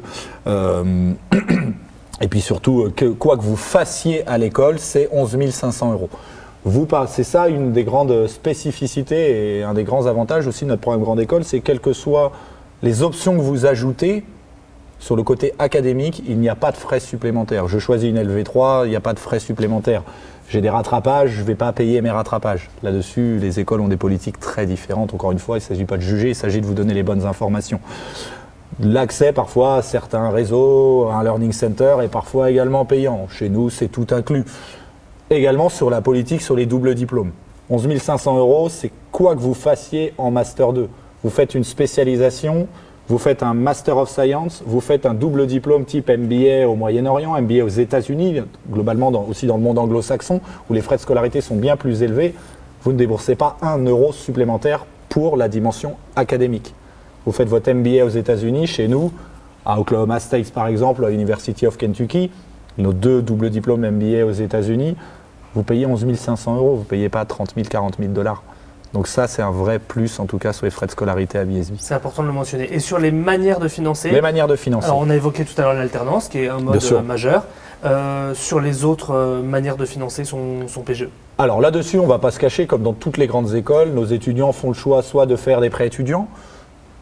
On n'est pas ici, à BSB, bien différent des autres. On propose des partenaires bancaires pour permettre à nos étudiants de faire des prêts étudiants. Alors pour ceux et celles d'entre vous qui nous regardaient et qui ne savaient pas exactement en quoi consiste un prêt étudiant, vous allez emprunter le montant de vos frais de scolarité, pourquoi pas de vos frais de vie, et puis vous commencerez à rembourser selon les accords avec votre banque lorsque vous commencerez à travailler. Deuxième possibilité pour financer, alors l'alternance, on ne va pas revenir dessus. Bien sûr. Vous ne payez pas les frais de scolarité, vous avez un salaire en plus, donc là-dessus, meilleure modalité de financement évidemment l'alternance. Possibilité d'effectuer des stages plus ou moins rémunérés, il y a le minimum légal, mais il y a aussi des étudiants qui choisissent parfois leur stage en fonction du niveau de rémunération. On a des étudiants à l'école qui sont en stage au Luxembourg, au stage en Suisse, qui émargent à 1 500, 2 000 € net en stage. Ça permet aussi de mettre du beurre dans les épinards et de financer la scolarité. On a par contre, gros point, et là-dessus aussi les écoles ont chacune leur politique, un système de bourse et un système de fondation qui va venir en aide aux étudiants. Alors pour prendre un exemple pareil aussi qui fait partie des valeurs de BSB, vous parliez de cette porte historique. La fondation de l'école, il y a 2 ans, a mis en vente de manière virtuelle les pierres, les différentes parties de la porte aux diplômés. 1 000 € pour acheter la pierre du bas, 10 000 € pour acheter le fronton. Et cet argent a servi à financer des bourses au mérite, des bourses d'excellence, des bourses coup de pouce pour nos élèves en difficulté au quotidien ou parfois en difficulté parce qu'ils ont eu un accident de la vie, ça peut arriver, on est tous potentiellement touchables, si je peux me permettre, par un accident de la vie. Donc ça, c'est l'exemple, la fondation qui vient en aide aux étudiants qui en ont le plus besoin. Et puis, je vous dirais que les dernières possibilités d'aménager le financement, c'est aussi un échéancier en plusieurs fois. On n'est pas obligé de payer toute sa scolarité en arrivant. On n'est pas obligé de payer les frais de scolarité de l'année. On peut payer au semestre. On a eu plusieurs centaines de milliers d'euros qui ont été débloqués cette année au nom de la Fondation et pour venir toujours en aide à nos étudiants les plus nécessiteux. Et on met en place, pour la rentrée prochaine, un système de prêt d'honneur. C'est-à-dire que les étudiants qui font un prêt étudiant, qui n'ont pas de garant, ont très souvent du mal à trouver le financement pour la première année. Nos partenaires bancaires acceptent sans problème de financer les études de nos étudiants, qu'ils soient boursiers ou pas, qu'ils aient un garant ou pas, à partir du moment où ils ont montré qu'ils étaient sérieux, qu'ils ont validé la première année. Donc le financement de la première année, c'est ça qui pose problème quand on n'a pas de garant. À partir de l'année prochaine, BSB, selon votre projet, selon votre motivation, vos résultats au concours, pourra également s'engager à vos côtés sur un prêt d'honneur pour vous permettre de financer la première année de scolarité. Très clair. Juste précisons qu'on ne paye pas l'année de césure, c'est important de le préciser. Alors l'année de césure, c'est 700 €, mais ce n'est pas une année de frais de scolarité. Voilà, c'est pour garder le statut étudiant, vous suivre et suivre votre dossier et vos stages. Donc pour être parfaitement clair, si vous rentrez en AST2, vous allez payer 2 fois 11 500 €. Si vous entrez en AST1, vous allez payer 3 fois 11 500 €. Comme ça, c'est clair et qu'il n'y ait pas de problème. Merci, tout à fait. On passe, Arnaud, à la fin de ce live. On va passer au mot de la fin. On va vous demander, alors exercice difficile, et là on est vraiment à la fin du live, donc on compte sur vous, à la fois Romain et à la fois Elisa. Si vous avez un mot à adresser à nos candidats pour résumer un petit peu tout ce qu'on s'est dit, moi ce que je retiens, c'est accompagnement, personnalisation du cursus, international, alternance, il y a plein de choses. Mais vous, sur quoi vous avez envie d'insister, sachant que les candidats ils vont recevoir leurs résultats d'admissibilité dans 5 jours? Oui. 6, le 10 mai. Elisa, je t'en prie. Moi, je dirais opportunité et accompagnement. Opportunité parce que à Dijon, on a un échantillon d'opportunités qui est absolument dingue. Et en fait, à l'exemple de Marie, la fille dont on parlait avant, qui travaille chez BlackRock, quand on tient une opportunité, l'école, elle nous accompagne. Très clair. Je vais essayer d'être très rapide et de répondre sur un autre niveau, dirais-je. Venez juger sur site, ne jugez pas des plaquettes, ne jugez pas des classements, ne jugez pas des on-dit. Venez voir ce qui se passe. BSB a, depuis que les classements sur les meilleurs accueils admissibles existent, toujours été élu parmi les meilleurs. Je vous ai dit, ne regardez pas les classements, venez juger. Eh bien, même chose, ne pensez pas qu'à BSB, on sait accueillir parce qu'on est bien classé. Venez le vivre et rejoignez-nous en présentiel pour ces euros. Quoi qu'il en soit, bonne chance pour vos résultats d'admission dans quelques jours, le 10 mai. Merci à tous de nous avoir suivis. On vous souhaite une excellente soirée. On vous souhaite plein de courage pour vos résultats. Salut tout le monde. Salut tout le monde, à très bientôt.